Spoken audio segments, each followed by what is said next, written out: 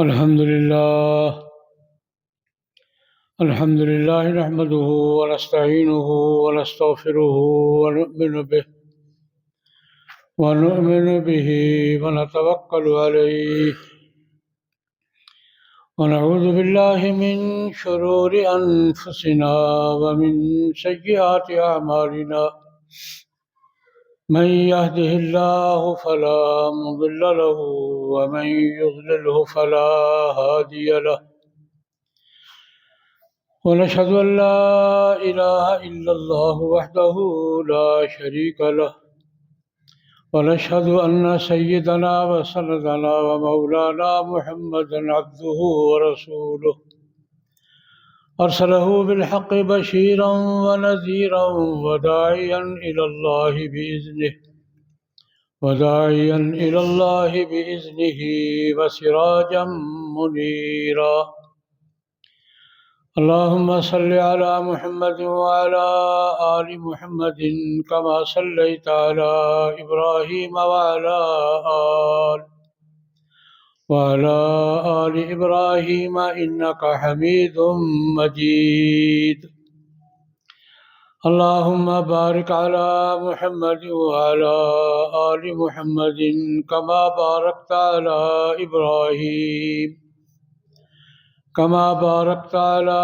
إبراهيم وعلى آل إبراهيم إنك حميد مجيد. أما بعد فأعوذ بالله من الشيطان الرجيم. بسم الله الرحمن الرحيم. نون والقلم وما يسطرون ما أنت بنعمة ربك بمجنون وإن لك لأجرا غير ممنون وإنك لعلى خلق عظيم. فستبصر ويبصرون بأيكم المفتون. صدق اللہ العظیم. بزرگان محترم، برادران اسلام، قرآن مقدس کی چند آیات کریمہ تلاوت کی ہیں. مختصر وقت کے اندر ان آیات مبارکہ کی روشنی میں کچھ ضروری باتیں عرض کرنے کی کوشش کروں گا. اللہ جل جلالہ و عم نوالہ کی بارگاہ میں دعا فرمائے، خداوند ذوالجلال مجھے صحیح عرض کرنے کی، آپ حضرات کو صحیح سننے کی، مجھے آپ کو سب مسلمان بلکہ انسان بھائیوں کو صحیح بات سمجھنے، قبول کرنے اور اس پر عمل کرنے کی توفیق عطا فرمائے. رمضان المبارک کا برکتوں رحمتوں والا مہینہ ہے. 12 روزے ہو گئے ہیں، آج 12واں ہے. 2 ہفتے گزر گئے ہیں، 2 ہفتے 2.5 ہفتے باقی ہیں. اللہ تبارک و تعالی ہمیں اس مہینے کی برکات سے زیادہ مستفید ہونے کی توفیق عطا فرمائے. اس مہینے کو ہمارے لیے مغفرت کا، دلوں کی صفائی کا، ایمان کی مضبوطی کا، تقویٰ کا ذریعہ بنائے. قرآن پاک کے حوالے سے بات چل رہی ہے، اور رمضان المبارک بھی قرآن پاک کا ہی مہینہ ہے. ایک بات یہ عرض کی تھی کہ قرآن پاک نے اپنے بارے میں ہمیں تلقین فرمائی ہے کہ پڑھنے کا، سننے کا معمول رکھو. یہ قرآن پاک کا ہم سے پہلا تقاضا یہ ہے کہ پڑھتے سنتے رہا کرو، خود بھی تلاوت کرو. دنیا کی باقی کتابیں تلاوت نہیں ہوتی، پڑھی جاتی ہیں. یہ بھی قرآن پاک کا اعجاز ہے. باقی کوئی کتاب بھی ہے، کسی موضوع کی ہے، آپ بوقت ضرورت کو 1 آدھ سطر زبان سے پڑھ لیں، لیکن باقی کسی کتاب کی تلاوت نہیں ہوتی. یہ واحد کتاب ہے جس کی تلاوت ہوتی ہے، قرات ہوتی ہے، سنا جاتا ہے. تو قرآن پاک نے پہلی تلقین بھی یہی فرمائی ہے کہ قرآن پاک کی تلاوت کیا کرو اور قرآن پاک کو سنا کرو. فقرؤوا ما تیسر من القرآن، جتنا آسانی سے پڑھ سکو. قرآن پاک کے حوالے سے دوسری بات، قرآن پاک جب نازل ہونا شروع ہوا تو مشرکین مکہ نے، مشرکین عرب نے قرآن پاک پر اور جناب نبی کریم صلی اللہ علیہ وسلم پر مخالفت کے لیے جو بہانے بنائے، جو اعتراض کیے، ان میں سے 2-3 اعتراض قرآن پاک نے خود ذکر کیے۔ پہلی بات انہوں نے کی، یہ جو کہتے ہیں کہ اللہ کا کلام ہے، نہیں، ان ھذا الا اختلاق، یہ گھڑی ہوئی بات ہے، خود گھڑتے ہیں یا کسی سے سنتے ہیں، ہمیں سنا دیتے ہیں، کہتے اللہ کی طرف سے آئی ہے۔ اللہ رب العزت نے اس کا جواب دیا کہ اگر یہ انسان کا بنایا ہوا کلام ہے، تم بھی انسان ہو، تم لے آؤ، سادہ سا جواب۔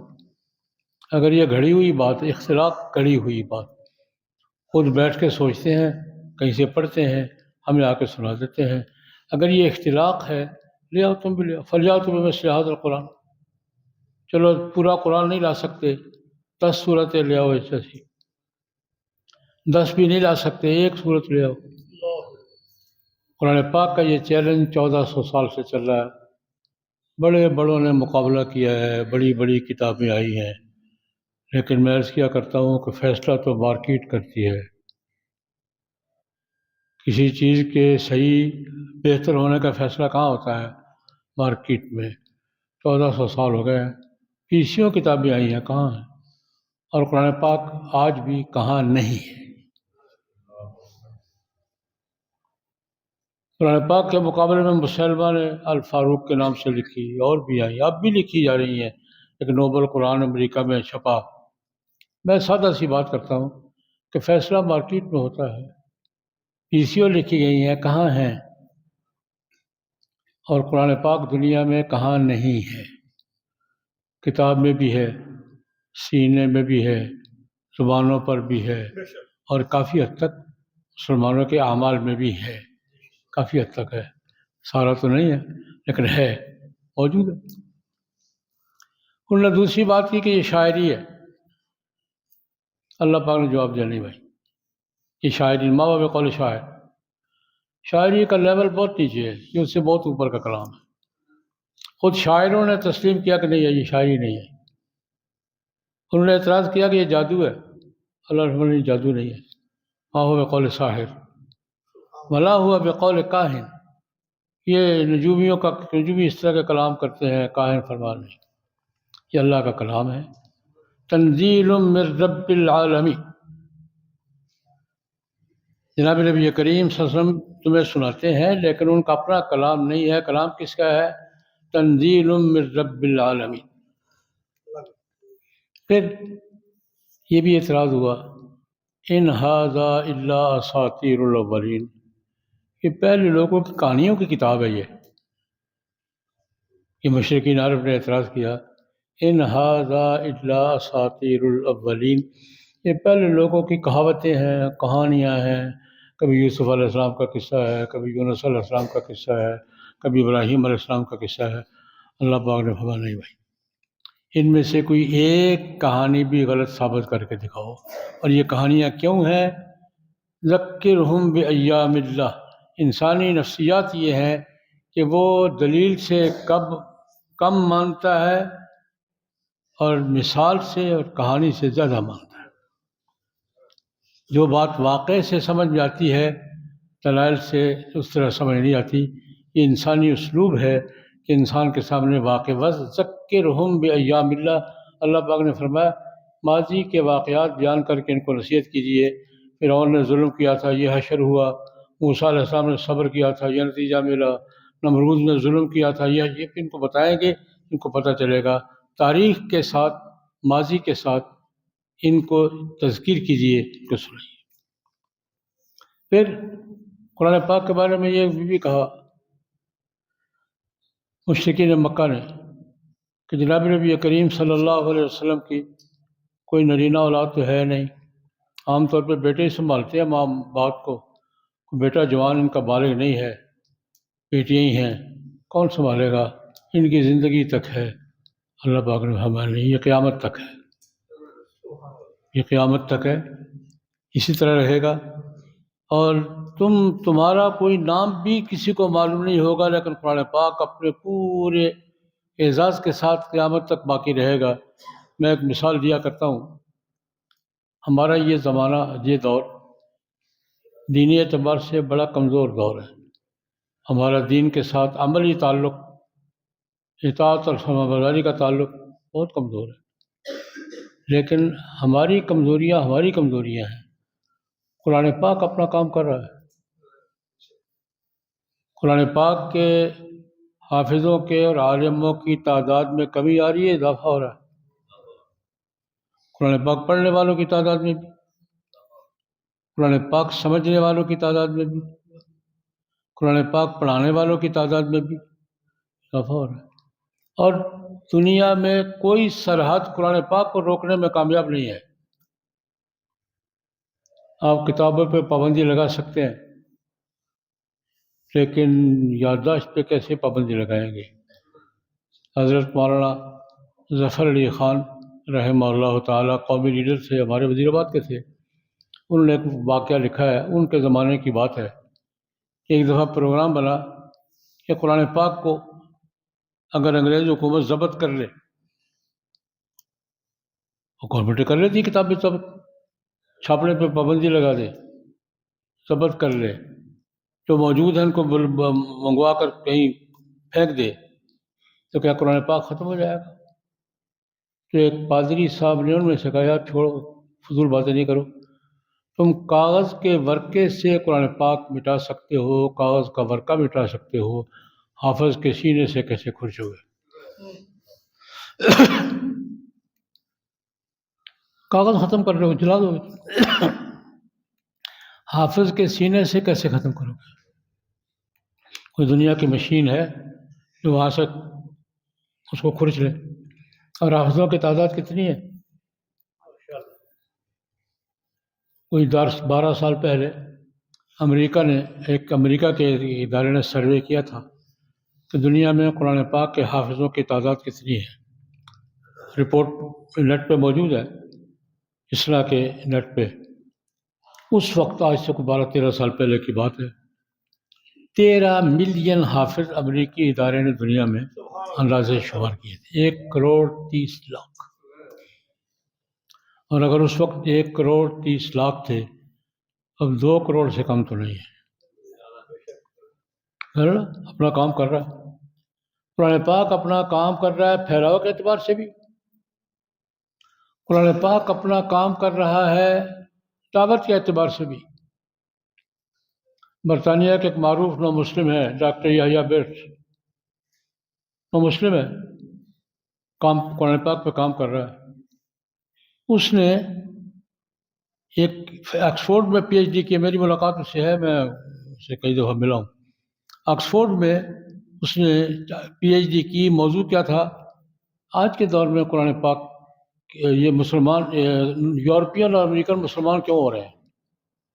وجہ آج کے دور میں یورپین لوگ بھی ہو رہے ہیں، امریکن بھی ہو رہے ہیں، کالے بھی ہو رہے ہیں، گورے بھی ہو رہے ہیں.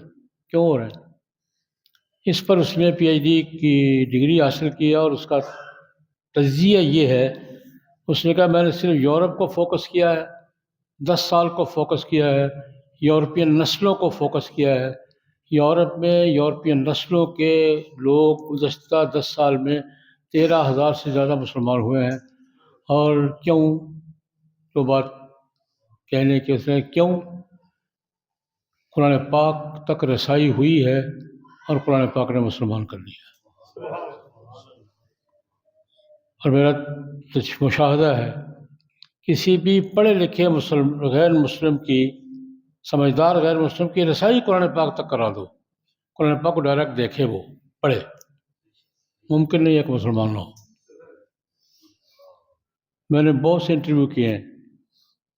ایک یوسف صاحب ہیں برمنگم میں، ان سے میں نے انٹرویو کیا. نو مسلم ہے، انگریز ہے، چھپا بھی ہے. میں نے سوچا تم کیسے مسلمان ہوئے ہو؟ ذرا سنیے قرآن پاک کا کام. کہتے ہیں میں تو نفرت کرنے والے انگریزوں میں سے تھا، مسلمانوں کو دیکھ کر ہم نفرت سے منہ پھیر لیا کرتے تھے. یہ نیشنلسٹ انگریز وہاں ہے، میں نے دیکھے تانے کسے کالے، اور یہ میں ان لوگوں میں سے تھا.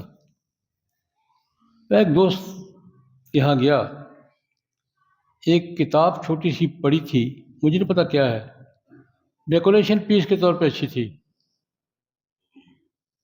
میز پر ڈیکوریشن لگا، پیس لگاتے ہیں نا، اچھی لگی، میں نے لا کے رکھ دی. ایک ساتھی آیا، اس نے کہا یہ کیا رکھا ہے؟ میں نے کہا ڈیکوریشن. ان کا ڈیکوریشن پیس نہیں ہے، مسلمانوں کی ہولی بک رکھی ہوئی ہے، تم نے قرآن ہے یہ. کہتا ہے ایک دفعہ میرا جی چاہ کے اٹھا کر پھینک دوں. پھر میں نے کہا کسی کو کیا پتہ ہے، کسی کو کیا پتہ قرآن ہے. ڈیکوریشن اچھا خوبصورت اچھا پیس ہے، یہ پڑھا رہنے دیں. کچھ عرصہ میں دیکھتا رہا، پھر دل میں خیال آیا کہ یار اس کو پتہ تو کروں ہے کیا چیز یہ. میں نے اس کا ٹرانسلیشن تلاش کیا، ترجمہ، معروف ترجمہ پکتال کا، وہ مجھے مل گیا. اب میں نے دیکھنا شروع کیا، مہینہ 2 مہینے، کبھی ایک آیت کبھی 2 آیتیں. میں نے دل سے پوچھا، دل نے مجھ سے پوچھا کہ بھائی یہ جو پڑھ رہے ہو کیا ہے؟ انہوں نے کہا یہ جو بیان کر نیچر یہی ہے. میں نے کلمہ پڑھا، مسلمان ہوا، اب قرآن پاک کی خدمت کرتا ہوں، قرآن پاک لوگوں کو پڑھاتا ہوں. قرآن پاک تک رسائی ضروری ہے. یہ اس کا کہنا یہ ہے، یحییٰ بٹ کا ڈاکٹر ہے، ڈاکٹر یحییٰ بٹ، کہ جس کی کسی سمجھدار یورپین کی قرآن پاک تک رسائی ہو گئی ہے، اس نے اسٹڈی کیا مسلمان ہو گیا. اور تیسرا حوالہ اپنے پھیلاؤ کے اعتبار سے، اپنے دعوتی عمل کے اعتبار سے، اور دنیا کے مسائل کے حل کے اعتبار سے.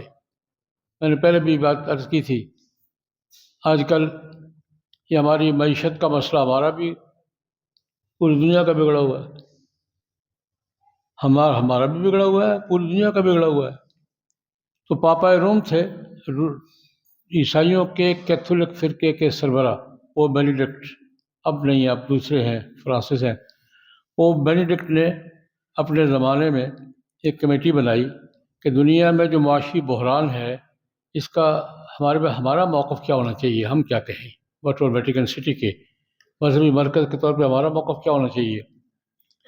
تو کمیٹی کی رپورٹ یہ تھی کہ یہ جو ان بیلنس سسٹم ہے نا، غریب تر ہو رہا، امیر تر ہو رہا، اور یہ سارا، اس کا ایک علاج ہے کہ معیشت کے جو اصول قرآن پاک نے بیان کیے ہیں وہ اپنائے جائیں. ریکارڈ پر ہے، کسی نے پڑھ لیا، میں مہیا کر دوں گا، ویٹیکن سٹی کی نیٹ پہ موجود ہے، کہ قرآن پاک کے معاشی اصول یعنی غیر سودی معیشت. اس رپورٹ کے بعد خود مغرب میں غیر سودی بینکاری کے کاؤنٹر کھل گئے ہیں. قرآن پاک رہنمائی بھی کر رہا ہے. صرف افسوس کی بات یہ ہے، صدمے کی بات یہ ہے کہ قرآن پاک سے رہنمائی لینے والے تو لے رہے ہیں، ہم صرف چوم چاٹ رہے ہیں.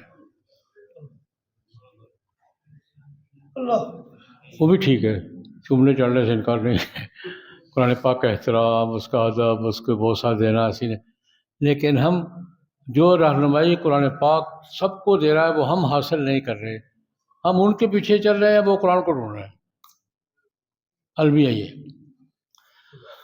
تو قرآن پاک، اللہ رب العزت نے قرآن پاک کے بارے میں ایک جملہ فرمایا تھا، قرآن پاک میں موجود ہے.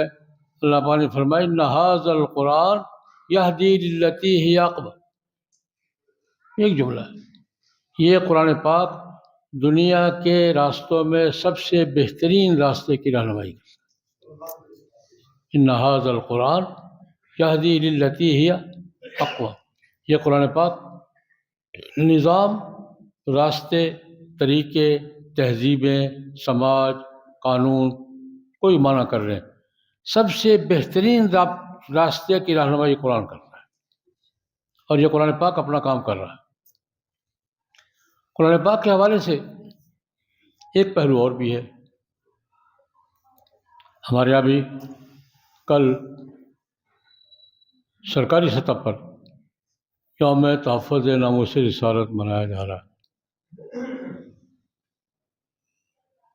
مذہب، مذہبی شاعر، مذہبی شخصیات، اس کا احترام، ان کی توہین کو جرم تسلیم کیا جائے، یہ دنیا میں مسئلہ چل رہا ہے، ہمارے یہاں بھی چل رہا ہے۔ اس پر ہماری حکومت نے بہت اچھا کیا، اچھی بات ہے، اچھی بات کوئی بھی کرے اچھی ہے۔ کل پورے ملک میں یوم تحفظ ناموس رسالت منایا جا رہا ہے، اور موضوع کیا ہے کہ مذہب، مذہبی شخصیات، مذہبی شاعر، ان کا احترام کیا جائے اور ان کے بے احترامی کو جرم تسلیم کیا جائے۔ میں اس حوالے سے دو تین باتیں عرض کرنا چاہوں گا۔ اس وقت معروضی صورتحال کیا ہے؟ بنیادی جھگڑا یہ ہے کہ مذہب قابل احترام، مذہبی شخصیات، پیغمبر، صحابہ کرام، مذہبی شخصیات، ان کا احترام، اور مذہبی شاعر، مسجد ہے، قرآن پاک ہے، یہ احترام انصاف کا تقاضا ہے، عقل کا تقاضا ہے۔ اور میں سادہ سی بات کیا کرتا ہوں کہ اگر ایک عام شہری کی توہین جرم ہے تو پیغمبر کی توہین اس سے بڑی جرم ہے۔ دنیا میں کسی بھی ملک میں چلے جائیں یہ قانون، عام آدمی کی توہین ہم دنیا کے ہر ملک کے قانون میں کیا ہے؟ جرم ہے یا نہیں ہے؟ حد تک عزت یہ جرم ہے یا نہیں ہے؟ دنیا کے کون سے ملک میں نہیں ہے؟ اور اس جرم ہے اور اس کی سزا ہوتی ہے، جرمانے کی سزا ہو، قید کی ہو، کچھ بھی ہو، لیکن دنیا کے ہر ملک میں ایک عام شہری کی توہین کیا ہے؟ جرم ہے۔ کوئی بھی عدالت میں جائے گا کہ میری سے توہین کیا تو عدالت گرفت کرے گی، لیکن بین الاقوامی قوانین میں عام شہری کی توہین تو جرم ہے۔ انبیاء کرام علیہم الصلوات و تسلیمات کی توہین آج کے بین الاقوامی قانون میں جرم نہیں ہے۔ اس کو آزادی رائے میں شامل کیا گیا ہے۔ یہ آزادی مذہب ہے، آزادی رائے ہے کہ یہ آزادی رائے کی اس پر سزا دینا آزادی رائے کے خلاف ہے، اور بہت بڑا مغالطہ دیا جاتا ہے کہ آزادی رائے پر قدغن لگاتے ہیں۔ دیکھیے، اختلاف اور چیز ہے، توہین اور چیز ہے۔ یہ کہتے ہیں یہ اختلاف برداشت نہیں کرتے۔ ہم پر سب سے بڑا الزام کیا ہے؟ مسلمانوں پر سب سے بڑا الزام کیا ہے؟ کہ ہم اختلاف برداشت نہیں کرتے۔ نہیں، غلط بات ہے۔ اختلاف ہم نے ہمیشہ برداشت کیا ہے، توہین کبھی برداشت نہیں کی۔ اختلاف اور چیز ہے، توہین اور چیز۔ اس پر ایک سادہ بیسیوں مثالیں ہیں ہمارے ایسی ہندوستان میں، ہمارے ہندوؤں سے سامنا ہے۔ ایک بڑے ہندو مفکر گزرے، پنڈت دیانند سرسوتی، آج سے 150 سال پہلے۔ انہوں نے کتاب لکھی تھی ستیارتھ پرکاش، میرے پاس موجود ہے۔ اس کے ایک باب میں قرآن پاک پر اور جناب نبی کریم صلی اللہ علیہ وسلم پر 117 اعتراضات کیے ہیں۔ لاہور سے چھپی تھی، اردو میں، اردو ترجمہ اس کا، قرآن پاک پر اور جناب نبی کریم صلی اللہ علیہ وسلم پر 117 اعتراضات ہیں۔ لیکن بات دلیل سے کی ہے، اس کا جواب دیا گیا ہے۔ خود پنڈت دیانند سرسوتی کے ساتھ تعلق دیوبند کے بانی حضرت مولانا محمد قاسم نانوتوی رحمۃ اللہ علیہ نے گفتگو کی ہے، مناظرہ کیا ہے، اس کی کتاب کا جواب دیا ہے قبلہ نما سارے اعتراضات کا، کیونکہ بات سلیقے سے ہے، دلیل سے ہے، اختلاف کے رنگ میں ہے، اس کا جواب دیا ہے، موجود ہے کتاب، وہ بھی موجود ہے۔ ہمارے اہل حدیث بزرگ گزرے ہیں، حضرت مولانا ثناء اللہ امرتسری رحمۃ اللہ علیہ، بڑے اکابر علماء میں سے تھے، انہوں نے جواب کی کتاب یہ حق پرکاش۔ بریلوی مکتبہ فکر کے بڑے بزرگ گزرے ہیں، مولانا نعیم الدین مراد آبادی رحمۃ اللہ علیہ، انہوں نے بھی کتاب لکھی ہے۔ میں اس کا تو کتاب لکھی ہے ہندو دانشور نے، اس پر اعتراضات کیے ہیں جناب نبی کریم صلی اللہ علیہ وسلم پر، قرآن پاک پر 100 سے زیادہ ہیں، جواب لکھا ہے یار۔ یہی ایک ہندو دانشور نے کتاب لکھی تھی، راج پال نے کیا لکھی تھی؟ رنگیلا رسول۔ رنگیلا رسول کا لفظ ہی بتاتا ہے کہ یہ توہین ہے۔ یہی لاہور سے چھپی تھی۔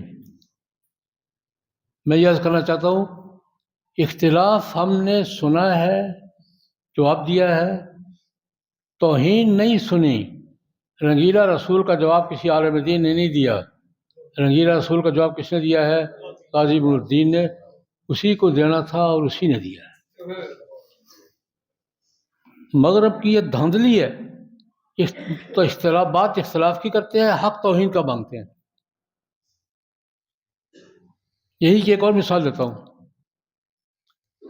یہی ہے کہ انگریز دانشور نے کتاب لکھی تھی، دا لائف آف محمد۔ سر سید احمد خان نے اس کا جواب دیا ہے۔ اس پہ حضور پہ اعتراضات، اس کا جواب سر سید احمد خان نے دیا ہے، اور سر سید احمد خان نے اس کا جواب دینے کے لیے اپنا گھر کا سامان بیچا ہے، یورپ گئے ہیں، جا کے لائبریریاں چھانی ہیں، جوابات تلاش کیے ہیں، جوابات دیے ہیں۔ یہاں بھی دلیل سے بات ہوئی، ہم نے دلیل سے جواب دیا ہے۔ یہ مستشرقین کیا کر رہے ہیں؟ مغرب میں بیٹھے ہوئے مستشرق اورٹلسٹ کیا کر رہے ہیں؟ 300 سال سے لگے ہوئے ہیں۔ قرآن پاک پر اعتراضات، رسول اللہ صلی اللہ علیہ وسلم کی ذات پر اعتراضات، اسلام پر اعتراضات، اسلامی قانون پر جواب دے رہے ہیں۔ مجھے خود 50 سال ہو گئے جواب دیتے ہوئے، تمہاری یہ بات غلط ہے، تمہاری یہ بات غلط ہے، تمہاری یہ بات غلط، مکالمے بھی ہوتے ہیں۔ لیکن اختلاف اور چیز ہے، توہین اور چیز ہے۔ توہین کا حق نہیں دے سکتے ہم کسی کو۔ توہین اور گستاخی نہ کل برداشت کی ہے، نہ آج برداشت ہے، نہ قیامت تک برداشت ہے۔ اپنے ذاتی واقعہ عرض کر دیتا ہوں۔ سلمان رشدی کا نام سنا ہے؟ اس نے کتاب لکھی تھی اسٹینک ورسز۔ اس میں جناب نبی کریم صلی اللہ علیہ وسلم کا، وحی کا، قرآن پاک کا، حضرات صحابہ کرام رضوان اللہ علیہم اجمعین کا مذاق اڑایا گیا ہے۔ پرانے بزرگوں کو یاد ہوگا، پوری دنیا میں مظاہرے ہوئے تھے۔ برطانیہ کی پوری تاریخ میں سب سے بڑا مظاہرہ ہوا تھا، لیکن برطانوی حکومت نے کیا موقف اختیار کیا؟ اس کی رائے ہے یار، رائے پہ پابندی کیوں لگا دو؟ ہم نے کہا رائے نہیں ہے، یہ گستاخی ہے، یہ استہزاء ہے۔ طنز اور چیز ہے، استہزاء اور چیز ہے، گستاخی اور چیز ہے، توہین اور چیز ہے، اختلاف اور چیز ہے۔ اس زمانے کی بات ہے، برمنگھم میں ایک جلسہ تھا اسی پر، میں بھی اس میں شریک تھا، میں نے بیان بھی کیا۔ میں اب بیان کر رہا ہوں کہ یار گستاخی ہے، اس پہ پابندی لگاؤ۔ ایک نوجوان کھڑا ہوا، بولے صاحب کتاب کا جواب لکھو نا، یہ شور کیوں مچا رہے ہو، کیوں ہی سامنے کھڑے ہو؟ میں نے کہا بیٹا جی جواب دلیل کا ہوتا ہے، گالی کا نہیں۔ جواب کس کا ہوتا ہے؟ میں نے مثال دی، میرے والد محترم حضرت مولانا محمد سرفراز خان صفدر رحمۃ اللہ حیات تھے، اس دور کی بات ہے۔ میں نے کہا میرے والد صاحب نے 50 کتابیں لکھی ہیں، اگر کوئی شخص مجھ سے یہ کہے کہ تمہارے والد صاحب نے فلاں کتاب میں فلاں حوالہ غلط دیا ہے، تو میری ذمہ داری ہے کہ میں دلیل سے بات کروں، حوالہ تلاش کر کے دوں کہ نہیں۔ اگر وہ یہ کوئی کہے کہ تمہارے والد صاحب نے فلاں بات ترجمہ غلط کیا ہے، تو میں دلیل سے بات کروں گا، نہیں بھائی ترجمہ صحیح ہے، استدلال غلط کیا ہے۔ لیکن اگر کوئی میرے سامنے کھڑے ہو کر میرے باپ کو گالی دے گا تو میں گالی کا جواب تلاش کرنے کے لیے لائبریری بھی جاؤں گا، الٹے ہاتھ کے منہ پہ ماروں گا، بکواس بند کرو۔ بات ٹھیک ہے؟ کوئی بات کہے گا آپ نے غلط لکھی ہے، صحیح ثابت کروں گا میری، لیکن میرے سامنے کھڑے ہو کر باپ کو گالی دے گا تو میں لائبریری میں گھسوں گا کہ کتاب دیکھو کون سا جواب دینا ہے اس کا، الٹے ہاتھ کے منہ پہ ماروں گا، بکواس نہیں کرو۔ اتنی سی بات ہے، مغرب، پورے کا پورا مغرب اختلاف اور توہین میں فرق نہیں کر رہا۔ اختلاف کے نام پر توہین کا حق مانگ رہا ہے، وہ ہم دینے کے لیے تیار نہیں ہیں۔ اس لیے کل جو پورے ملک میں یوم تحفظ ناموس رسالت منایا جا رہا ہے، اس میں یہ عرض کروں گا 4 کام ہم نے کرنے ہیں۔ پہلی بات یہ کہ بین الاقوامی فورم پر اقوام متحدہ سے، یورپی یونین سے، جنیوا ہیومن رائٹس کمیشن سے ہم نے منوانا ہے کہ انبیاء کرام علیہم الصلوات والتسلیمات اور دینی شخصیات کی توہین بھی اسی طرح جرم ہے جس طرح ایک عام شہری کی توہین جرم ہے۔ کامن سینس کی بات ہے۔ اگر عام شہری کی توہین جرم ہے تو پیغمبر کی توہین جرم نہیں ہے۔ لیکن ایک فرق بھی اور بھی، ہمارے یہاں پاکستان میں ہمارے قانون میں عام شہری کی توہین جرم ہے، ٹھیک ہے، قائد اعظم مرحوم کی توہین بھی جرم ہے، ہونا چاہیے۔ کیا دونوں جرم برابر ہیں؟ عام شہری کی توہین اور قائد اعظم کی توہین دونوں جرم ہیں، لیکن برابر کے جرم ہے۔ برطانیہ میں عام شہری کی توہین جرم ہے، بادشاہ کی توہین بھی جرم ہے، برابر کے جرم ہے۔ فرق تسلیم کرنا ہوگا یار۔ عام شہری کی توہین کا جرم اور لیول کا ہے، اور انبیاء کرام علیہم الصلوات و تسلیمات کی توہین کا جرم اور لیول کا ہے۔ جرم بھی تسلیم کرنا ہوگا اور اس کا لیول بھی تسلیم کرنا ہوگا۔ ہم سے مطالبہ کیا، امریکی باقاعدہ ریکارڈ پر ہے، امریکی وزارت خارجہ کا ہم سے مطالبہ ہے کہ توہین مذہب کو جرم کی فہرست سے نکالو۔ کیوں نکالے بھائی؟ توہین مذہب میں 3 باتیں ہیں: مذہبی شاعر، مذہبی شخصیات اور خود نفس مذہب۔ امریکہ کا ہم سے مطالبہ ہے کہ توہین مذہب کو جرائم کی فہرست سے نکالو۔ اس سے بڑی دھاندلی کیا ہے؟ تو مذہب کی توہین بھی جرم ہے، مذہبی شخصیات کی توہین بھی جرم ہے، مذہبی شاعر کی توہین بھی جرم ہے، اور یہ جرم صرف ہم نے نہیں قرار دیا، بائبل میں بھی یہی ہے، تورات میں بھی یہی ہے۔ یہی لاہور سے چھپی ہوئی تورات اٹھائیں آپ، بائبل موجود ہے، اس میں آج بھی موجود ہے، اس کی سزا موت ہے۔ مذہب کی اور مذہبی شخصیات کی توہین کی سزا آج بھی بائبل میں موت لکھی ہوئی ہے۔ ہم تو تسلسل پہ قائم ہیں۔ تو بہرحال کل جو بھی ترتیب بنے، ہمیں یہ پہلی بات تو یہ کرنی چاہیے کہ بین الاقوامی اداروں سے توحید رسالت کو جرم تسلیم کرنے کی بات، اس پر ہمیں متفقہ موقف اختیار کرنا چاہیے۔ دوسری بات، پاکستان میں توحید رسالت کے عنوان سے بہت سے مقدمات چلے ہیں، جن کو توہین رسالت کا یا توہین قرآن کا یا توہین مذہب کا مجرم قرار دے کر سزائیں سنائی جا چکی ہیں، وہ سزائیں دی جائیں۔ جو مقدمات ہیں، ان مقدمات کو جلد از جلد مکمل کیا جائے، اور ان تینوں کے بعد چوتھی بات، ان تینوں سے زیادہ اہم ہے کہ جو بے گناہ قابو کیے ہوئے ہیں آپس کے جھگڑوں کی وجہ سے، ہم بھی تو بہت ظلم کرتے ہیں۔ یہاں گوجرانوالہ میں ایک حافظ قرآن کو سڑک پر گھسیٹ کے مار دیا گیا تھا، شہری کا، ہم بھی تو کمی نہیں کرتے، نہیں مارا گیا تھا؟ ہر بات میں یہ الزام غلط ہے جی، آپس میں الزام لگا کر جو غلط مقدمات ہیں، جن کے بارے میں بازی نظر میں نظر آتا ہے کہ یہ غلط مقدمہ ہے، انکوائری کی جائے۔ جس طرح توہین رسالت کے مجرم کو معافی دینا غلط ہے اور غیر ملزم کو پھنسانا بھی اسی طرح غلط ہے۔ کسی آدمی کو خواہ مخواہ پھنسا دینا اور پھر اس کے خلاف میڈیا میں پروپیگنڈا، یہ بھی غلط ہے۔ ساری صورتحال پر مجموعی طور پر ہماری حکومت کو بھی، اداروں کو بھی نظر رکھنی چاہیے اور انصاف کے سارے تقاضے پورے کرنے چاہیے۔ یہ ہمارے مختلف مدارس کے حضرات تشریف لاتے ہیں، رمضان میں زیادہ آتے ہیں، توقع لے کر آتے ہیں۔ گوجرانوالہ دنیا کی نظر میں پیسوں والا شہر ہے،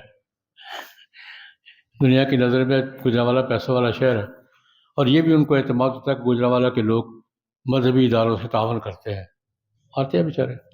تو ایک ہمارے بزرگ تشریف لایا کرتے ہیں ہر سال نیپال سے، حضرت مولانا محمد اسلام صاحب، بہت بڑا ادارہ ہے۔ نیپال ہندو اکثریت کا ملک ہے۔ یہ جو غیر مسلم اقلیتوں میں بیٹھ کے، غیر مسلم اکثریتوں میں بیٹھ کر ہمارے ادارے کام کر رہے ہیں، وہ ہمارے تعاون کے زیادہ مستحق ہے۔ سب سے تعاون کریں، جتنا کر سکے کریں۔ اور مولانا اسلام صاحب حسب سابق نیپال سے تشریف لائے ہیں، بہت بڑا ادارہ ہے ان کا، تو ان سے جتنا بھی زیادہ ہو سکے تعاون کریں۔ اللہ پاک ہمارے یہ تعاون کو قبول فرمائے اور دینی تعلیم کے مراکز کو، مدارس کو اسی طرح کام کرتے رہنے کی توفیق عطا فرمائے۔ اللہم صلی